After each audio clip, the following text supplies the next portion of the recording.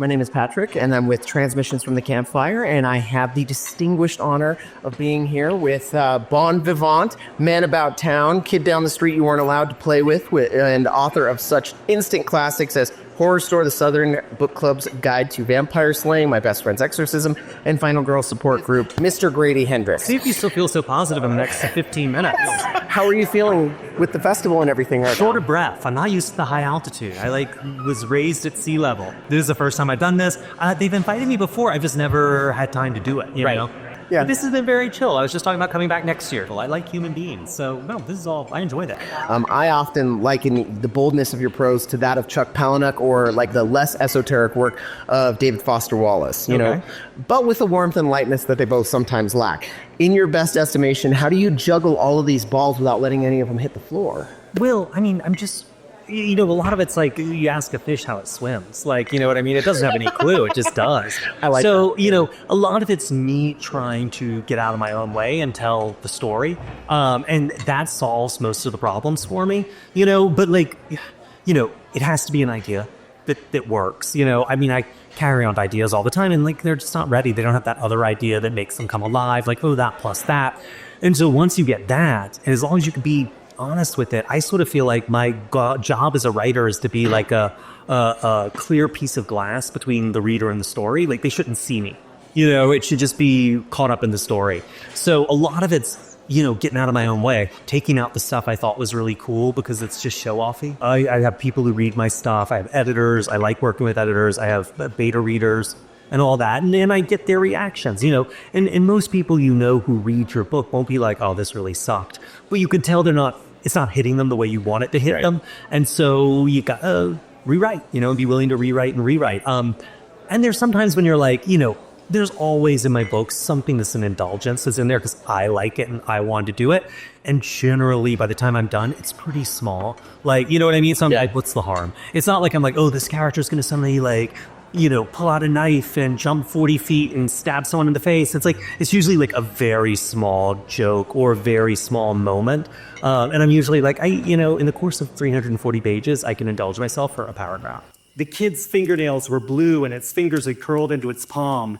This frozen little monkey paw rested on top of a lean cuisine linguine with clam sauce.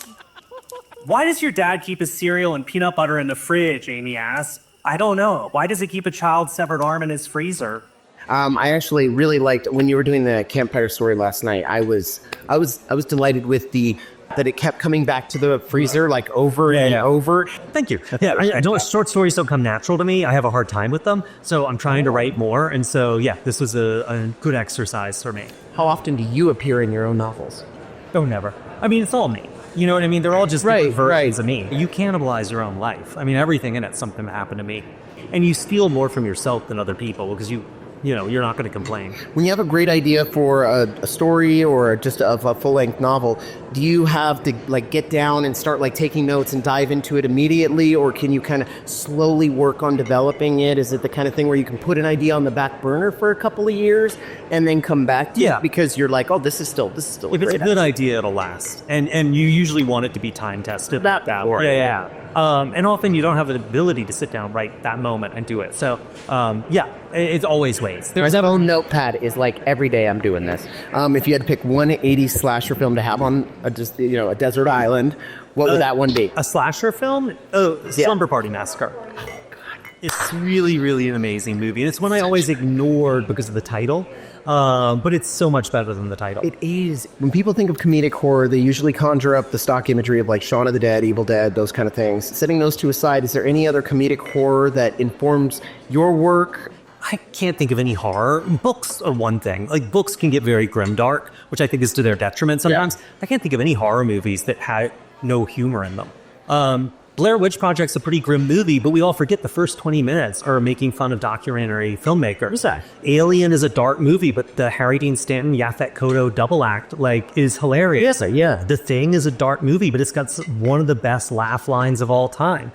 I think one of the greatest two movies ever made is Return of the Living Dead from 1985. Yes. But also, I know that movie's very funny, but it's funny until it stops being funny, and then it really leans into the bleakness. I mean, it's an incredibly bleak movie. It's a movie where the President of the United States murders thousands of people. Like, it's a really dark film. And, Yeah. you know, I really like, my great love is movies from Hong Kong. And so one of the things a lot of Asian movies do is they don't worry so much about tone. And so you'll have a movie that's really slapstick one moment, and then when it's a serious scene, it's a serious scene. Then if they need a gory scene, they really go all out on the gore. And there's not this idea of someone sitting at the controls and being like, well, this is this kind of movie, so I'm going to tone all this down except for this. And so to my detriment, that's sort of been very influential on me, that, you know, you could have a really funny scene next to a really dark scene, next to a really gory scene, next to a really, you know, silly scene. Like, I just feel like that's light. Like, you know, you will have the most amazing, like, romantic night of your life and get a phone call in the middle of it that your mom just died. You know, you will do something really fucking cool, like, and just nail it in a presentation and walk outside and slip on a banana peel and fall in dog shit. You know, like, this is the way life works. It's not one genre. What film, book, or video game of the last couple of years just like took you for a ride, just knocked you off your feet, one that really impressed you?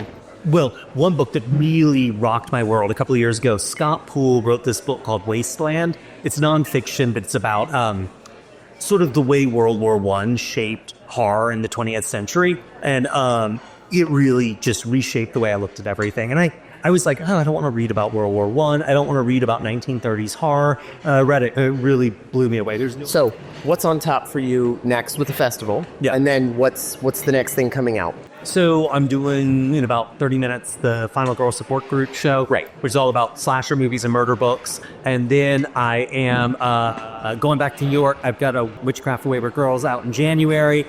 And I got to do a Southern Gothic talk this coming weekend I said yes to, because I really like the library that asked me to do it, but I have to write that. It's hard because this is spooky season, so there's a lot of promotion and stuff, but I want to get writing. Thank you so much for taking the time with me today. I really appreciate it. And I'm going to give you a couple of copies of my books, and I got to get you to sign my copy of my best friend's Exorcism, which is one of his books. You got to pick it up. It's awesome. And thank you so much. Thanks, man. Hair 3 any good? The one twin saw last night. Is it Terrifier 3? Yeah, they're not my bag, but people love them, and I'm glad people love them. They're really violent and very mean-spirited. Thank you. That's what They're independently made movies by these kids. I mean, I'm glad they're doing well. I'll sign this real quick.